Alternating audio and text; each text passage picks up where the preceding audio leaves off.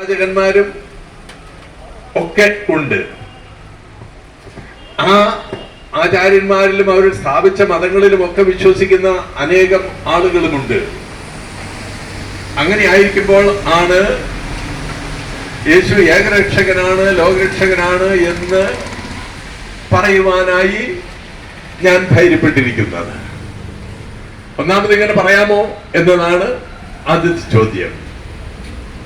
ഇതര വിശ്വാസങ്ങൾ പുലർത്തുന്ന ആളുകൾക്ക് അത് അസുഖകരമായ ഒരു കേൾവിയാണ് സമ്മാനിക്കുക എന്ന് വരാവുന്നതാണ്. എന്നാൽ ഇതിനെക്കുറിച്ച് പറയുവാനുള്ളത്, ഞാൻ യേശു ഏകരക്ഷകനും ലോകരക്ഷകനുമാണ് എന്ന് പറഞ്ഞത് അത് സത്യമായതുകൊണ്ടും ആ സത്യം സകല ജനതകളും അറിയണമെന്ന് ദൈവം ആഗ്രഹിക്കുന്നത് കൊണ്ടും ആകുന്നു. എന്തെന്നാൽ ഇതിനേറ്റവും ആധികാരികവുമായ അടിസ്ഥാനം എന്ന് പറയുന്നത് കർത്താവായ യേശു ക്രിസ്തു തന്നെ പറഞ്ഞു, വഴിയും സത്യവും ജീവനും ഞാനാണ്, എന്നിലൂടെ അല്ലാതെ ആരും പിതാവിന്റെ അടുക്കലേക്ക് കടന്നു വരുന്നില്ല. അപ്പൊ വഴിയും സത്യവും ജീവനുമാണ് എന്ന് പറഞ്ഞ ആൾ തന്നെ കുറിച്ച് സാക്ഷ്യപ്പെടുത്തുകയാ, എന്നിലൂടെ അല്ലാതെ ആരും പിതാവിന്റെ അടുക്കലേക്ക് വരുന്നില്ല. അപ്പൊ എന്നിലൂടെ അല്ലാതെ ആരും പിതാവിന്റെ അടുക്കലേക്ക് വരുന്നില്ല എന്ന് സത്യം താനാണ് എന്ന് അവകാശപ്പെടുന്ന ആൾ പറയുമ്പോൾ അത് വിശ്വസിക്കുക ന്യായം തന്നെ.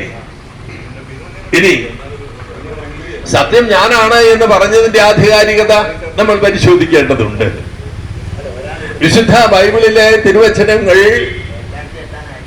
ദൈവത്താൽ പറയപ്പെട്ടതും ദൈവം പ്രചോദിപ്പിച്ച് ദൈവത്തിന്റെ മനുഷ്യൻ എഴുതിയവയുമാണ്. ഈ ഗ്രന്ഥത്തിൽ പറയപ്പെട്ട വചനങ്ങൾ ദൈവവചനങ്ങളാണ് എന്നതിന്റെ തെളിവെന്താണ്?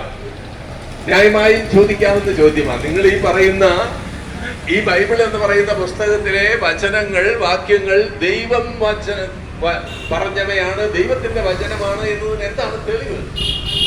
ന്യായമായി ചോദിക്കേണ്ടതാണ്. ആ ചോദ്യത്തിന്റെ തെളിവ് അത് വളരെ ലളിതമാണ്. ആ ചോദ്യത്തിന്റെ തെളിവ് എന്താണെന്ന് ചോദിച്ചാൽ, അവൻ പറഞ്ഞ ദൈവത്തിന്റെ വചനമാണ് ഇത് എന്നതിന്റെ തെളിവ് എന്താണെന്ന് ചോദിച്ചാൽ, ആ വചനം എന്ത് ആ വചനം വഴി നിവൃത്തിയാക്കപ്പെടുമെന്ന് പറഞ്ഞിരിക്കുന്നുവോ അത് സാധ്യമാകുമെങ്കിൽ ആ വചനം വിശ്വസനീയമാണ്. അതായത് കർത്താവായ യേശു ക്രിസ്തു പറഞ്ഞു, നിങ്ങൾ ലോകമെന്ന് പോയി സകല സൃഷ്ടികളോടും സുവിശേഷം പ്രസംഗിക്കണം.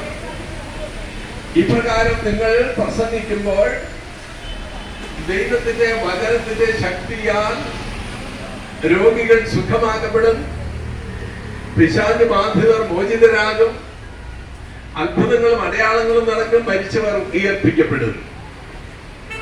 ഈ വാക്കുകൾ വിശ്വസിച്ച് ആ കൽപ്പന അനുസരിച്ച് ദൈവത്തിന്റെ വചനം പ്രസംഗിക്കാൻ ഇറങ്ങിയ ആളുകളുടെ അനുഭവത്തിൽ നിന്നാണ് ഈ വചനങ്ങൾ സത്യമെന്ന് തെളിയുന്ന ആധികാരികമായ ഉറപ്പ് നമുക്ക് ലഭിക്കുന്നത്. അതായത് കർത്താവായ യേശു ക്രിസ്തു അരുളി ചെയ്തതനുസരിച്ച്, കൽപ്പിച്ചതനുസരിച്ച് അവിടുത്തെ സുവിശേഷം പ്രസംഗിക്കുവാൻ ഇറങ്ങി തിരിച്ച ശിഷ്യന്മാർക്ക് ആ വചനങ്ങളിലൂടെ വാഗ്ദാനം ചെയ്യപ്പെട്ടവ സാക്ഷാത്കരിക്കപ്പെടുന്നതിന് സാക്ഷികളാകാൻ കഴിഞ്ഞു എന്നിടത്താണ് ആ വചനത്തിന്റെ ആധികാരികത കുടികൊള്ളുന്നത്. അവിടുന്ന് പറഞ്ഞു, നിങ്ങൾ ഈ വചനം പ്രസംഗിച്ചാൽ അത് രോഗികൾക്ക് സൗഖ്യം നൽകും, പിശാചുബാധിതർക്ക് വിടുതൽ നൽകും, അത്ഭുതങ്ങളും അടയാളങ്ങളും നടക്കും എന്ന് പറഞ്ഞു. ശിഷ്യന്മാർ പോയി പ്രസംഗിച്ചു, ഇതാ ഞങ്ങൾ പറയുന്ന വചനത്തിന്റെ ശക്തിയാൽ നിങ്ങൾ സൗഖ്യമുള്ളവരാകും, നിങ്ങൾ ബന്ധനങ്ങളിൽ നിന്ന് മോചിതരാകും, നിങ്ങൾ വിശുദ്ധിയുള്ളവരാകും, അത്ഭുതങ്ങളും അടയാളങ്ങളും നിങ്ങൾ കാണും എന്ന് യേശുവിന്റെ വചനം പ്രഘോഷിച്ചുകൊണ്ട് ശിഷ്യന്മാർ പറഞ്ഞപ്പോൾ ആ പറഞ്ഞവ സാക്ഷാത്കരിക്കപ്പെട്ടു, അല്ലെങ്കിൽ യാഥാർത്ഥ്യമായി എന്നിടത്താണ് ക്രിസ്തുവിന്റെ വചനം ദൈവത്തിന്റെ വചനം എന്ന നിലയിൽ അംഗീകരിക്കുന്നതിനുള്ള ഏറ്റവും അടിസ്ഥാനപരമായ തെളിവ് ഇതാ. കർത്താവായ യേശുക്രിസ്തുവിന്റെ നാമത്തിൽ ഞങ്ങൾ നിന്റെ രോഗത്തിൽ നിന്ന് നിനക്ക് മോചനം നൽകുന്നു, അവന്റെ വചനത്തിന്റെ ശക്തിയാൽ നീ സൗഖ്യം പ്രാപിക്കുമെന്ന് ശിഷ്യന്മാർ അരുളി ചെയ്തപ്പോൾ പറഞ്ഞപ്പോൾ ആ വചനത്തിന്റെ ശക്തിയാൽ അനേകർ സൗഖ്യം പ്രാപിച്ചു. അതെ, ദൈവത്തിന്റെ വചനത്തിനാണ് ആ ശക്തിയുള്ളത്. ദൈവത്തിന്റെ വചനത്തിനാണ് ആ ശക്തിയുള്ളത്. മനുഷ്യൻ പറഞ്ഞാൽ മനുഷ്യർ തങ്ങളുടെ ശക്തിയിൽ ആശ്രയിച്ചുകൊണ്ട് ആർക്കെങ്കിലും സൗഖ്യം ആശംസിച്ചാൽ സൗഖ്യം ലഭിക്കുകയില്ല.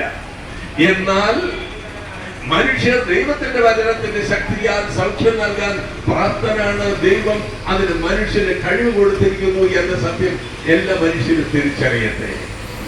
എന്ന് മാത്രമല്ല, തന്റെ വചനത്തിലൂടെ മനുഷ്യ ഹൃദയങ്ങളിൽ പ്രവേശിക്കുവാൻ, മനുഷ്യരിൽ ചെന്നുചേരുവാൻ, മനുഷ്യരുടെ ഹൃദയങ്ങളിൽ ചേക്കേറുവാൻ ദൈവം തിരുമനസ്സായിരിക്കുന്നു എന്ന സത്യം ആളുകൾ എല്ലാവരും തിരിച്ചറിയട്ടെ.